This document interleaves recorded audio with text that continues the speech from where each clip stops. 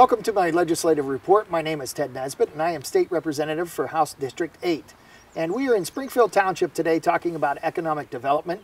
And joining me to talk about the economic development in Springfield Township is Judy Hassler, who's a supervisor here. So welcome. Thanks for joining me. Thank you for having me. And you grew up in this area? Yes, I've been here 70 plus years. I came in at 4 years old. My parents bought the farm down here, which is where we're located now. And we had 50 some acres, which is also part of the airport. Mother and Dad worked at Cooper Energy, and Mom was a school teacher. And we just grew up, and this is our home base, but the development has been wonderful. There's an old farm, it's all we had before. And look at the job opportunities and the businesses we've had here now, and it's growing. And I think for the future generations, you have to look 20 years down the road, not today or tomorrow, and think what's best for the area, what's best for the state as well. Well, let's take you back a little bit. And when you were a young child, this was basically all farm area? Yes. Or what else was out here? That's just mostly farm. An old coal farm is here. An old coal mine was here. Because this area is called number 5. Yeah. That was the mines. They named the mines out here at that time. And the mine was down where of course, across from my brother's place is where the old mine tipple and everything was down there. It was part of our property also. But it's an old mining town is what it was. Okay. And where we're sitting now is used to be 2 school buildings here. And that's where I went to school the first 5 years. And then we got transferred to Gracie Jointure, and we, of course, consolidated. Now, when you were a young child, or even as a teenager or anything like that, could you envision what has turned out now? No, I thought it'd probably just be the same as it always was, just, a nice little community, the old townhouses here and the old mining houses and so on. And of course, Grove City was our main area in Mercer. You'd go to town on Saturday nights and see the movies and do whatever. And no, I never thought it would be. And my mother lived to be 86, her mind was wonderful, but she towards the end said, I can't believe what's happening here, and we bought this back in 1940, and look what's happened and how it's grown. And she was glad. Yeah, and what were some of the first things that came out? Was with the outlet mall? The outlet mall was the biggest one, yes. It come in, and then, of course, when that spurred the other ones, we have Candlewood Suites now. We got Window August out here. We got another 5 tracks out behind my brother's place they're going to develop, and the old Fowler Farm, which again was an old farm, where Springfield Commons is developed now. And so it has grown.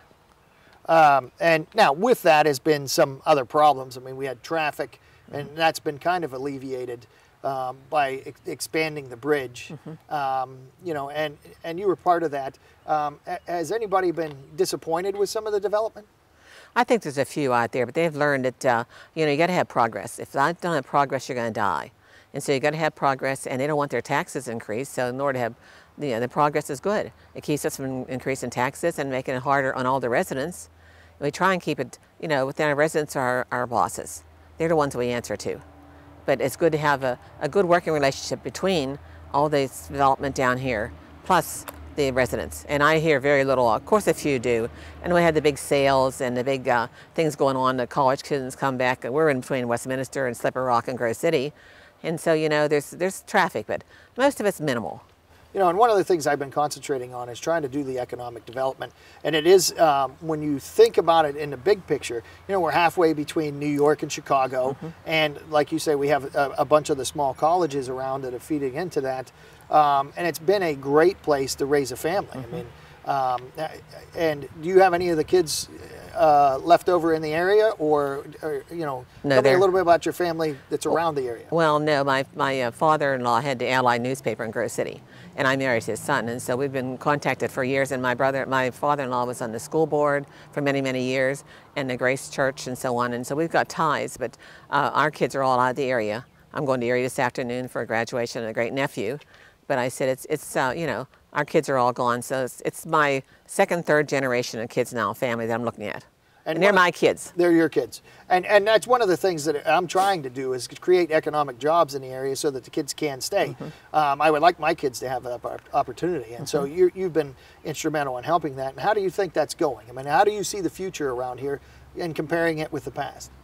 I think it's much, much better. Much more opportunities for them. They can stay in the area. They can have the family contacts. Family's important to me. They can have the family contacts and the relationships, yet they still have the better paying jobs. They can do more for their families. And so I think, and they've been good workers. I can't complain about any of the ones that come in. They've really been good, and what can we do to help you, and what needs to be done, and where are we going with this? Great. Well, thank you for joining us and taking the time today. That's quite all right. we're going to take a short break, and coming back to join me will be another supervisor, Rick Dillaman, and we're going to talk about some of the future growth planned here in the area.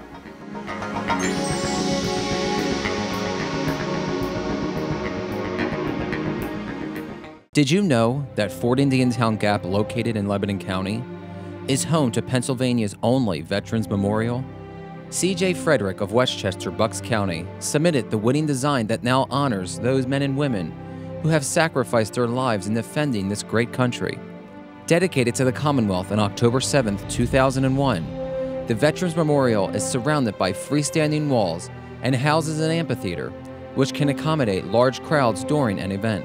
Strategically placed in the front of the amphitheater is a tomb that reminds visitors of those who gave their lives protecting the freedoms of this nation. The design suggests a war-damaged structure in which Frederick wanted to impress upon those visiting the horrific arena of war. Now you know. Thank you for joining us on this legislative report.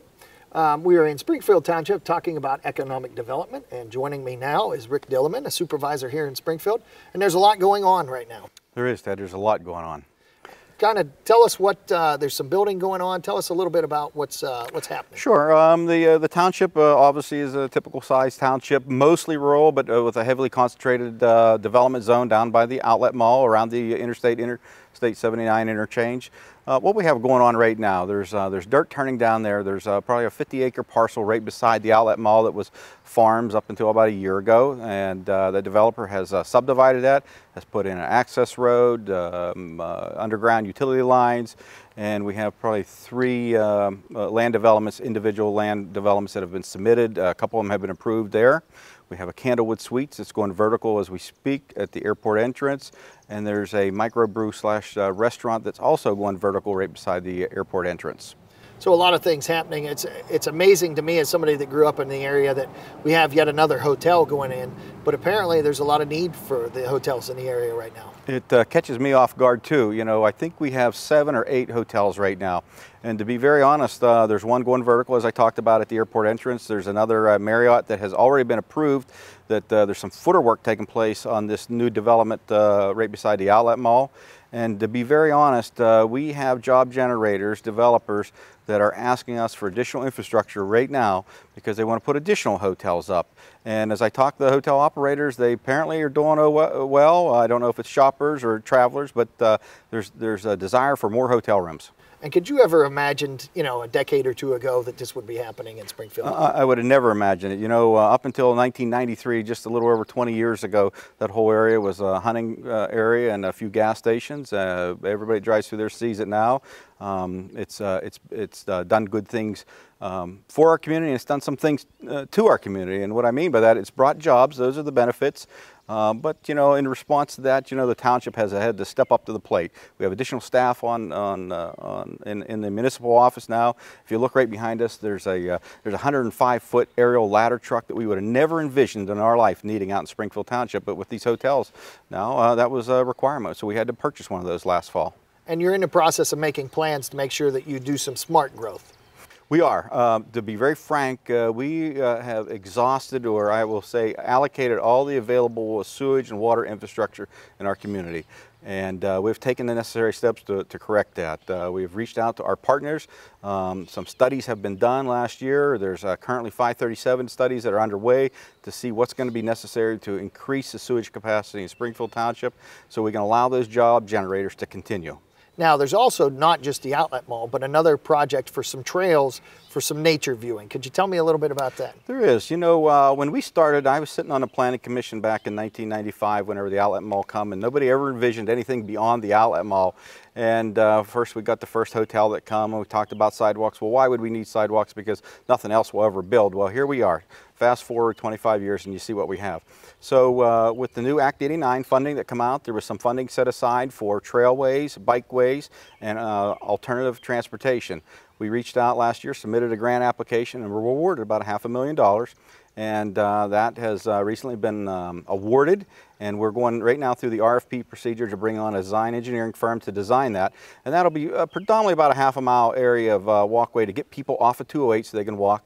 But we also have applied for a DEP planning grant to extend that trailway maybe throughout the community. And what that planning grant will allow community members to come together and discuss the opportunity. Do we want to see if we want to extend trails and provide alternative transportation? We have some wonderful resources. We have the falls. We have a federally designated important bird area in the other part of our township. And so we're going to assess all those tourist attractions and see how that works into a possible extension of our trail system. Yeah, and the falls are just a beautiful thing that I think a lot of people take for granted. Yeah. But also the bird area, it's my understanding people come from all over the country to look at those birds. Apparently there is, and I was unaware of that myself, and we've recently learned that. We have some people in our community. We have a gentleman that on our planning commission that's somewhat of an expert in that type of stuff and has brought that to our attention and has got engaged on the whole prospectus of extending the trails, and so we'll take a look at that as we go forward. And you know, Huvis Auto Supply is out here now, and really have done a great job with that. Wendell August has expanded, so really a lot of positive things coming out of it. And do you see that slowing down in the future, or what's kind of your vision at this point for what's going to happen in the future? We don't see it slowing down. We talk to the experts. We talk to the real estate people who have their ear to what's going on. We talk to our county economical development people. We're also members of the local 7980 Industrial Development Corporation. The job generators are knocking on the door. Apparently they've found that there's a draw here. And not only shopping and hotels, but you mentioned Wendell August Forge. You know, that's a light industrial. It's a wonderful place down there. We have land development plans adjacent to Wendell August Forge right now that will be additional light industrial. There's an Amish peddler that's wanting to put a building in there.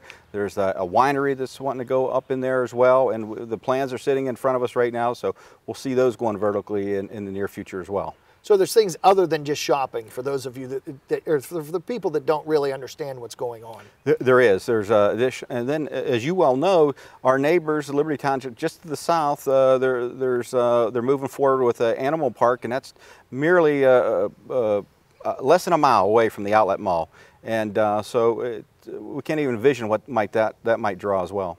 Yeah, and it's a lot of great things. I mean, sure. I'm glad to be a part of it, and I appreciate the things you were doing in Springfield Township to help the area grow and bring jobs. It's one of my things that I've been concentrating on, and I think a lot of the people appreciate all the work that you're doing and trying to make sure that it's done in a good fashion so that it's not just sprawl. And so is that one of the concentrations that you've had? It is, and I will tell you, your office and you personally have been a big help.